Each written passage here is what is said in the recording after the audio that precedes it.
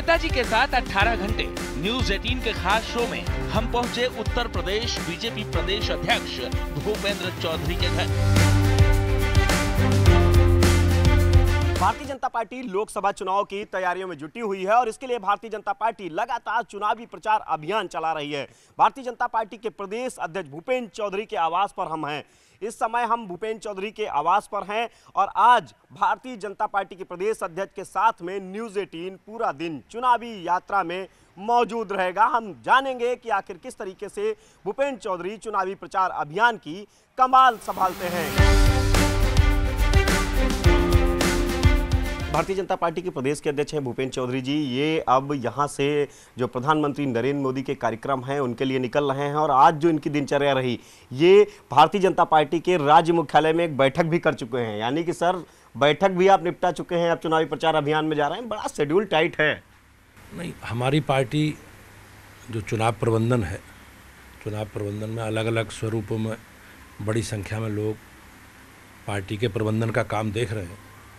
तो आज प्रबंधन की बैठक स्वतंत्र देव जी के साथ हम लोगों ने की है और जो तीसरे और चौथे चरण में मतदान होना है उसकी भी चर्चा की है और अपने कार्यकर्ताओं के माध्यम से मतदान प्रतिशत कैसे बढ़े इसका प्रयास हम लोग घर घर संपर्क करके, घर घर आग्रह करके लोगों से निवेदन कर रहे हैं। बिल्कुल, अब हम भारतीय जनता पार्टी के प्रदेश के अध्यक्ष भूपेंद्र चौधरी जी के आवास से चल रहे हैं और जाहिर सी बात है हम वो चीज़ें जानेंगे कि आखिर भारतीय जनता पार्टी के प्रदेश के संगठन के मुखिया हैं भूपेंद्र चौधरी जी, किस तरीके से इनका शेड्यूल रहता है, कैसे ये चुनावी प्रचार अभियान में जुटते हैं, क्या इनकी दिनचर्या रहती है। आज हम पूरा दिन इनके साथ में रहेंगे और हर पहलू को बारीकी से देखेंगे।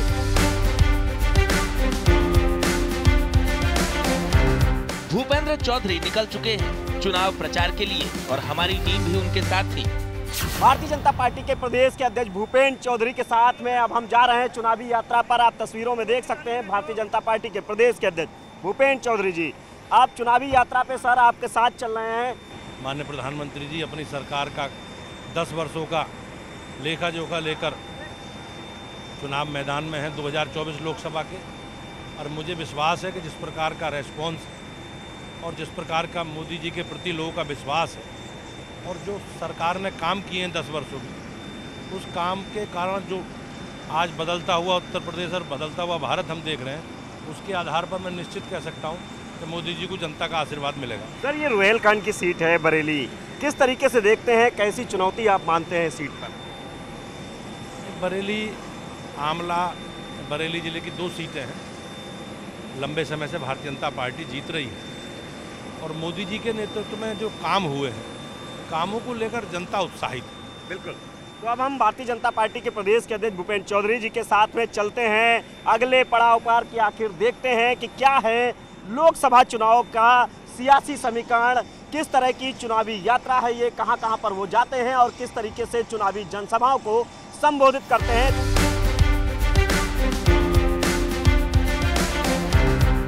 भारतीय जनता पार्टी उत्तर प्रदेश में मिशन 80 का लक्ष्य लेकर लोकसभा चुनाव की तैयारियों में जुटी हुई है। किस तरीके का माहौल आज पूरे उत्तर प्रदेश में भारतीय जनता पार्टी के पक्ष में देख रहे हैं? भारतीय जनता पार्टी और हमारी सरकार ने जो काम किए हैं, मोदी जी के नेतृत्व में 2014 से सरकार केंद्र में भारतीय जनता पार्टी की है और माननीय प्रधानमंत्री जी ने जो काम किए हैं 10 वर्षों, उन कामों के आधार पर मैं निश्चित रूप से कह सकता हूं कि प्रदेश की जनता का विश्वास मोदी जी के प्रति है और मोदी जी के नेतृत्व में आज बदलता हुआ उत्तर प्रदेश, एक विकसित उत्तर प्रदेश, एक समृद्ध उत्तर प्रदेश मोदी जी के मार्गदर्शन में और योगी जी के नेतृत्व में हुआ है।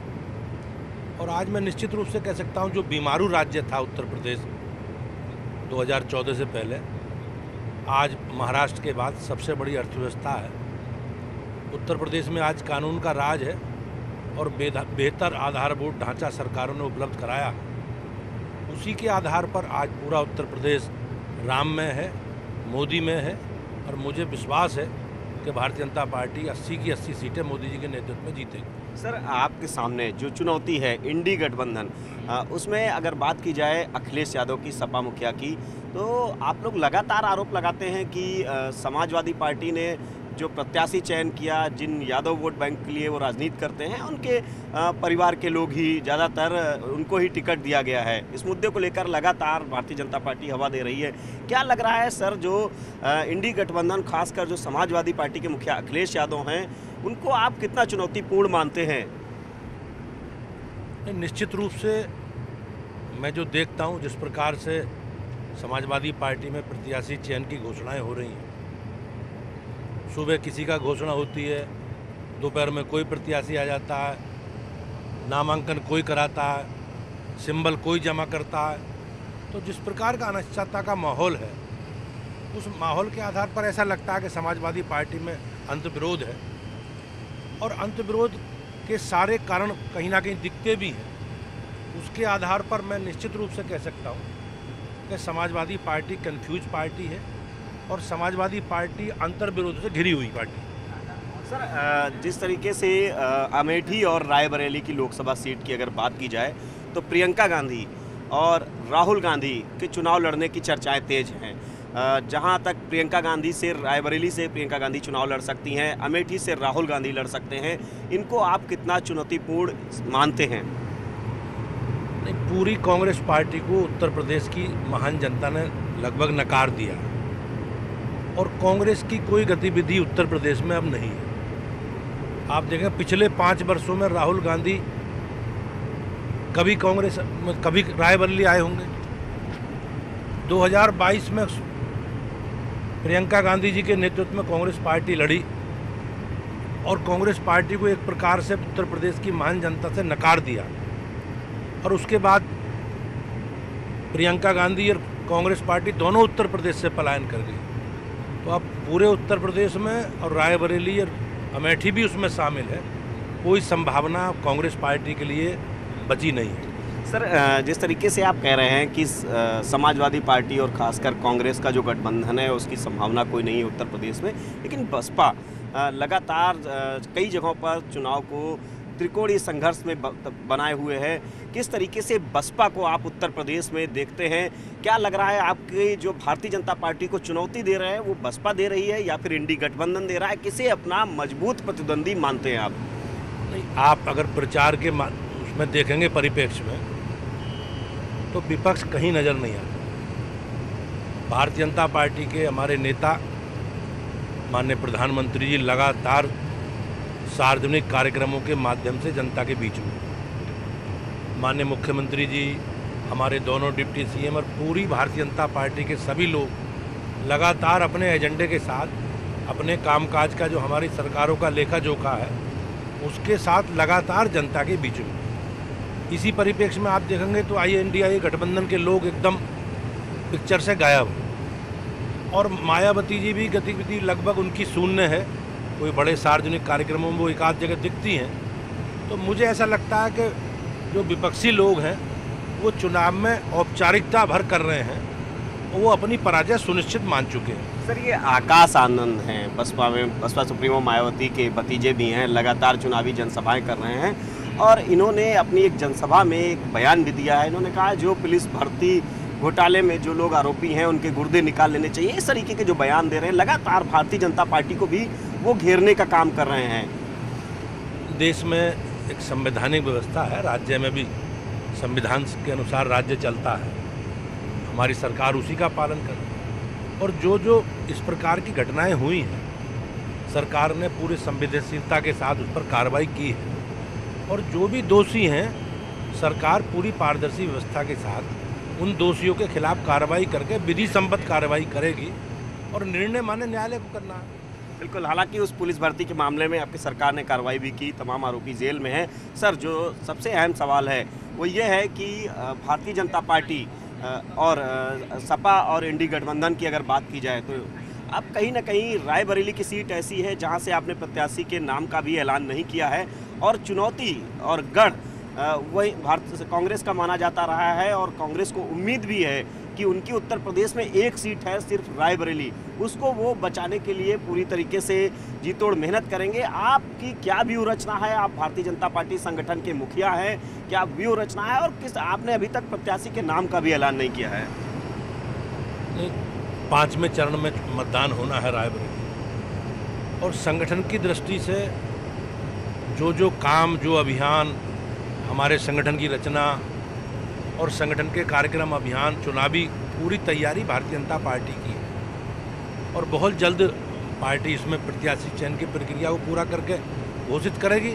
लेकिन हमारी पूरी तैयारी है और रायबरेली की जनता एक प्रकार से, सोनिया गांधी जी भी यहाँ से पलायन कर चुकी हैं, वो अब राज्यसभा की सदस्य हैं, तो पूरा का पूरा गांधी परिवार भी उत्तर प्रदेश से पलायन कर चुका है और अब कोई संभावना कांग्रेस पार्टी के लिए राज्य में बची नहीं। सर, आपसे पिछले दिनों जब हमने बात की थी शिवपाल यादव को लेकर, तो आपने कहा था कि और आपकी पार्टी का भी लगातार स्टैंड रहा कि पहले चर्चाएं भी हुई, शिवपाल यादव आपके साथ आ सकते हैं, फिर समाजवादी पार्टी में वो डटे रहे और समाजवादी पार्टी ने उनको बदायूं से प्रत्याशी बनाया।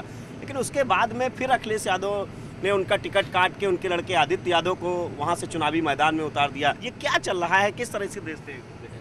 जैसे आप देखा होगा, पूरे समाजवादी पार्टी की जो गतिविधि है उसमें ऐसा लगता है कि उसमें अंतर्विरोध है और समाजवादी पार्टी एक कन्फ्यूज पार्टी है। और मैंने जैसे कहा कि उनके निर्णय जिस प्रकार के आ रहे हैं और जिस प्रकार से निर्णयों में परिवर्तन हो रहे हैं, हर मिनट परिवर्तन कर रहे हैं वो, तो उसके आधार पर ऐसा लगता है कि वो असमंजस में है और अपनी पराजय सुनिश्चित मान चुके हैं।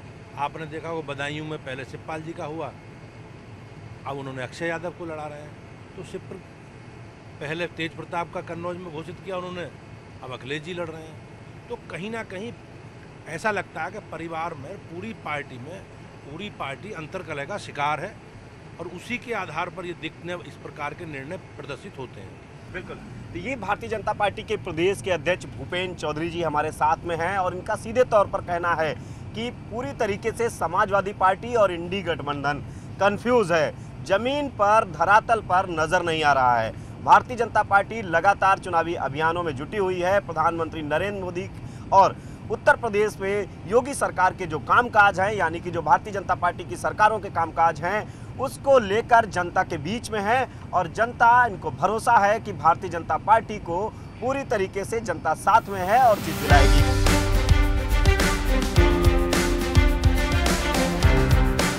भूपेंद्र चौधरी जहां से गुजरे वहां लोग उनका स्वागत करते रहे। हमने लोगों से उनकी राय जानने की कोशिश की। हम इस समय हैं लोकसभा आंवला में, यानी कि ये आंवला लोकसभा है, रुहेलखंड क्षेत्र में आती है और यहाँ पे हम जानेंगे कि आखिर क्या है जमीनी सियासी समीकरण। सबसे पहले दादा आप बताइए कि क्या आपका नाम है और क्या माहौल लग रहा है? मोदी जी जीतेंगे, माहौल का नजर आ रहा है। किन मुद्दों पे, किस वजह से मोदी जी ही जीतेंगे? काम के मुद्दों पे काम कर रहे हैं ज्यादा। लेकिन आप लोग तो वोट बैंक भाजपा के नहीं माने जाते हैं ना। हमने भाजपा ही वोट दिए, हम तो अच्छा, बहुत दिन से भाजपा ही वोट। देखिए, क्या मोदी सरकार 2000 रुपए किसानों को दे रही है, राशन है, शौचालय दिए हैं। माना जाए कि काफी हद तक मुस्लिम समाज भी आंवला लोकसभा में भाजपा के साथ रहेगा, जुड़ा हुआ है जी। ये 5 किलो राशन है और आपके किसान सम्मान निधि है और शौचालय है, जो सबसे आम लोगों को सुरक्षा दी है जी, सबका विकास किया है, सबका विश्वास है। इसीलिए सरकार पूर्ण बहुमत से आ रही है और 400 पार जा रही है। उसके बाद भूपेंद्र चौधरी अपने अगले पड़ाव की ओर बढ़ चले और एक बार फिर हमारी टीम उनके साथ उनके प्लेन में मौजूद रही। रुहेलखंड की जो अहम सीट है आंवला की और बरेली वहां से जुड़ी हुई सीट है, बदायूं सीट है, इन सीटों पर भारतीय जनता पार्टी का क्या आधार देखते हैं, कितनी सशक्त है बीजेपी? बदायूं, आंवला, बरेली, पीलीभीत, शाहजहांपुर, ये बरेली मंडल की 5 सीटें हैं और 5 सीटें भारतीय जनता पार्टी ने पिछले 2019 के चुनाव में बड़े अंतर से जीती। आज माननीय प्रधानमंत्री जी ने आंवला और पीलीभीत की संयुक्त रैली को संबोधित किया है। बड़ी संख्या में लोग आए थे उसके बाद माननीय प्रधानमंत्री जी ने चौथे चरण में होने वाले चुनाव में शाहजहांपुर में एक बड़े कार्यक्रम को, बड़ी रैली को संबोधित किया, जनता को एड्रेस किया। और कल माननीय प्रधानमंत्री जी बरेली में एक भव्य रोड शो में जनता का अभिवादन स्वीकार करेंगे। जिस प्रकार से मोदी जी के प्रति लोगों का विश्वास है और जिस उत्साह के साथ, जोश खरोश के साथ जनता मोदी जी का स्वागत कर रही है, उसके आधार पर मैं कह सकता हूँ निश्चित रूप से कि बरेली मंडल की सभी सीटें भारतीय जनता पार्टी बड़े अंतर से जीतने जा रही है। सर, जिस तरीके से जो विपक्षी पार्टियां हैं वो लगातार जो मिशन 80 का आपका लक्ष्य है उसको लेकर वो तमाम तरह के सवाल उठा रही हैं और सीधे तौर पर कह रही हैं कि भारतीय जनता पार्टी कहीं लड़ाई में नहीं है। और जिस तरीके से जो इंडी गठबंधन है, खासकर उसमें अखिलेश यादव, राहुल गांधी, प्रियंका गांधी सभी हमलावर नजर आ रहे हैं भारतीय जनता पार्टी को लेकर, तो किस तरह से इन बयानों को आप देखते हैं?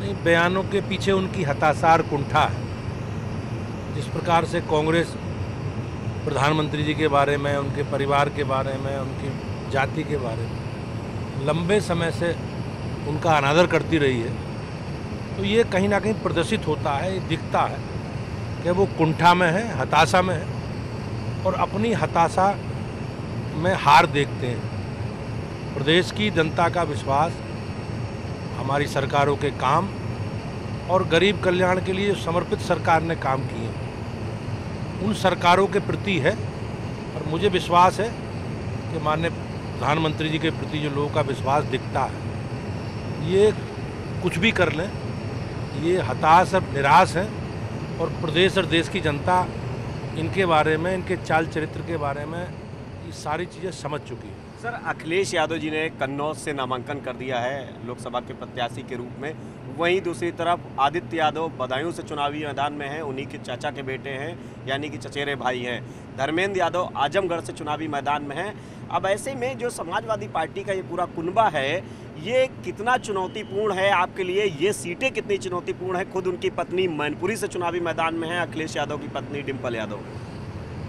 अब ये लोग परिवारवादी लोग, अब आप एक विशेष समुदाय के जितने भी लोग प्रत्याशी हैं वो इनके परिवार के लोग। तो मैं इनसे पूछना चाहता हूं कि उस समाज में इनके अलावा कोई व्यक्ति इस योग्य नहीं है कि समाजवादी पार्टी जिसमें अपना विश्वास व्यक्त कर सके। आप देखेंगे चाहे मैनपुरी हो, चाहे कन्नौज हो, चाहे बदायूं हो, चाहे फिरोजाबाद हो, चाहे आजमगढ़ हो, तो 4-5 सीटें ऐसी हैं जो ये लोग चुनाव लड़ रहे हैं और केवल उस समाज में भी एक ही परिवार के लोग चुनाव लड़ रहे हैं। तो मुझे ऐसा लगता है कि ये पार्टी अब पिछड़ों की पार्टी ना होकर, एक विशेष समुदाय की पार्टी ना होकर, एक परिवार की पार्टी बनकर रह गई है और जनता इसे निश्चित रूप से जब भी परिणाम आएंगे इन्हें सबक सिखाने का काम करेगी। भारतीय जनता पार्टी के प्रदेश के अध्यक्ष भूपेंद्र चौधरी भी इस बात को सीधे तौर पर कह रहे हैं कि कांग्रेस पार्टी और समाजवादी पार्टी सिर्फ अलगाववाद की राजनीति करती है। कांग्रेस पार्टी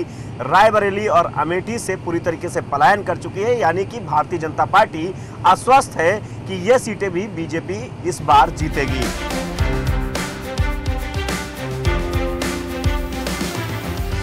लोकसभा चुनाव की चुनावी यात्रा में न्यूज़ 18 जो आंवला सीट है लोकसभा की, वहां से जो चुनावी माहौल है वो आज हमने परखा और भारतीय जनता पार्टी के प्रदेश के अध्यक्ष भूपेंद्र चौधरी के साथ में कि आखिर जमीनी समीकरण भारतीय जनता पार्टी का क्या है, किस तरीके से जनसभाओं का उनका अंदाज है।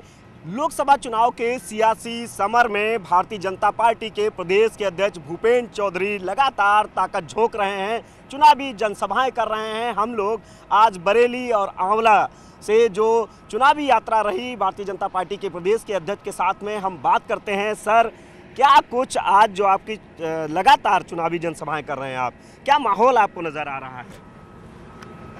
नहीं, माहौल जिस प्रकार का लोगों में उत्साह है और भारतीय जनता पार्टी के कार्यकर्ता लगातार जनता के बीच में हैं और माननीय प्रधानमंत्री जी, माननीय मुख्यमंत्री जी, हमारे सभी वरिष्ठ लोग सार्वजनिक कार्यक्रमों के माध्यम से अपने 10 वर्षों का लेखा जोखा लेकर जनता के बीच में जा रहे हैं, उससे निश्चित रूप से मैं विश्वास के साथ कह सकता हूँ जी जी सर। कि लोगों का विश्वास मोदी जी के प्रति है, और जो हमारी सरकार ने, मोदी जी की सरकार ने काम किए हैं, मोदी जी उन कामों के 10 वर्षों के काम का लेखा जोखा लेकर जब जनता के बीच में रखते हैं तो जनता उत्साह से उसका समर्थन करती है।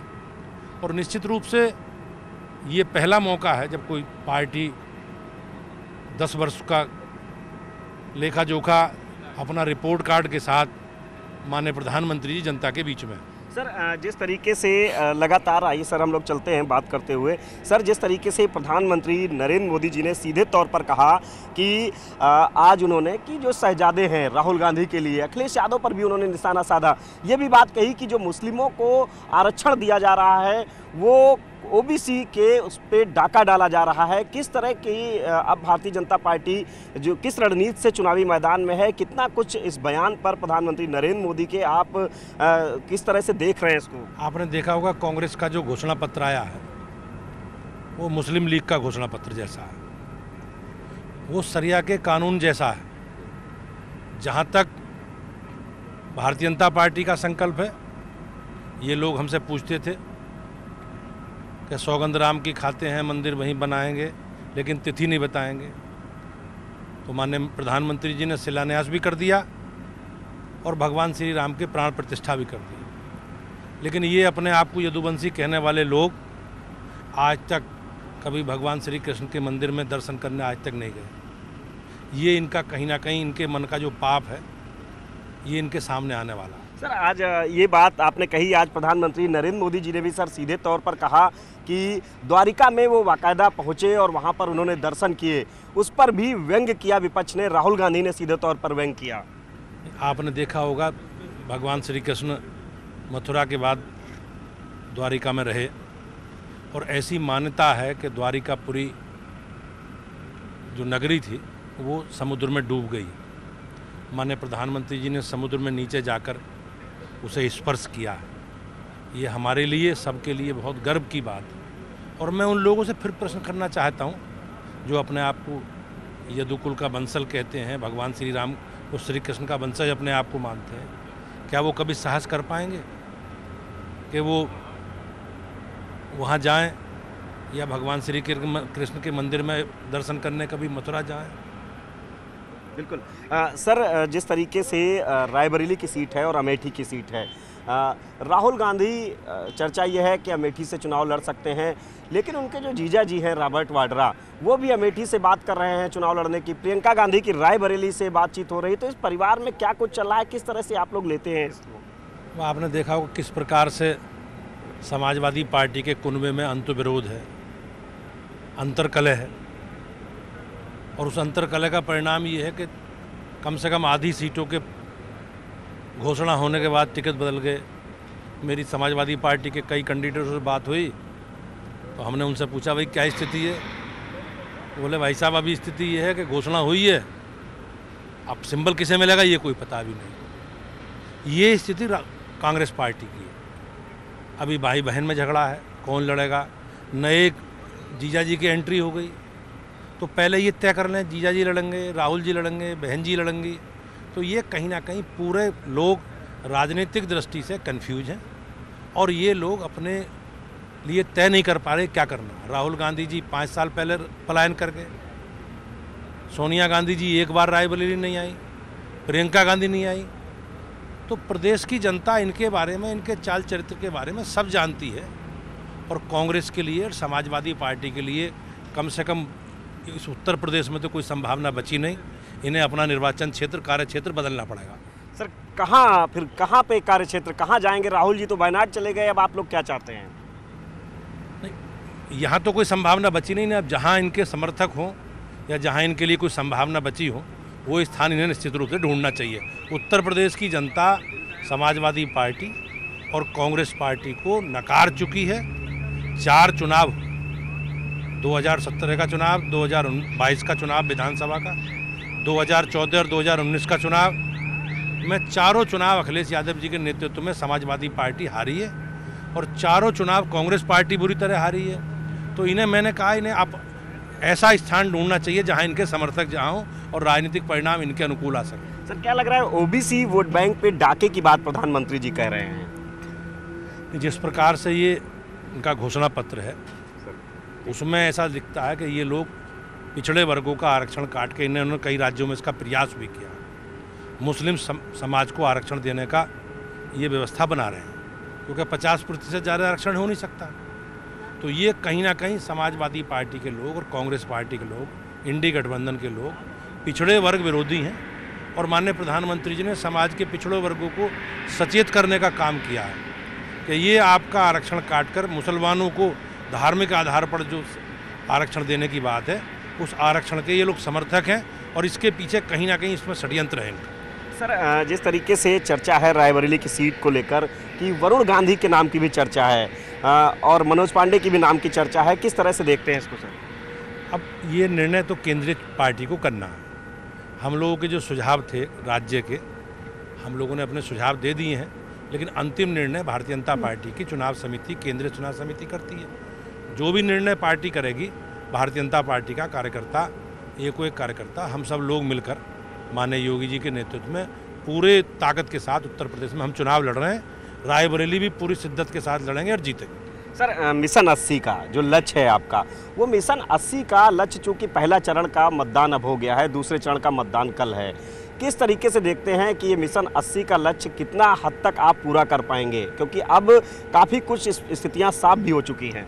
हमारा संगठन है नीचे तक और जिस प्रकार का हमारे लोगों को रेस्पॉन्स मिल रहा है और जिस प्रकार से हमारे लोग माननीय प्रधानमंत्री जी और माननीय मुख्यमंत्री जी और पूरी पार्टी के सब कार्यकर्ता लगातार जनता के बीच में संपर्क करके अपनी बात कह रहे हैं, अपने काम का लेखा जोखा रिपोर्ट कार्ड उसके बीच में रख रहे हैं, तो पहले चरण में भी और दूसरे चरण में भी और सभी चरणों में भारतीय जनता पार्टी बड़ी सफलता की ओर आगे बढ़ रही है। बिल्कुल, तो ये हमारे साथ हैं भारतीय जनता पार्टी के प्रदेश के अध्यक्ष भूपेंद्र चौधरी जी से, और सीधे तौर पर आज भारतीय जनता पार्टी के प्रदेश अध्यक्ष भूपेंद्र चौधरी के साथ में न्यूज़ 18 चुनावी यात्रा में रहा और भूपेंद्र चौधरी जी ने कड़ा निशाना साधा है समाजवादी पार्टी और कांग्रेस पर, जहां अखिलेश यादव को भूपेंद्र चौधरी ने सीधे तौर पर चुनौती दी है कि वो अगर यदुवंश के हैं तो मथुरा में कृष्ण जी के दर्शन करके आए। वहीं राहुल गांधी को भी सीधे तौर पर कहा है कि उनके परिवार में झगड़ा है, यानी कि राहुल, प्रियंका और उनके रॉबर्ट वाड्रा जो कि प्रियंका गांधी के पति हैं, उनके बीच में आपस में परिवार में ही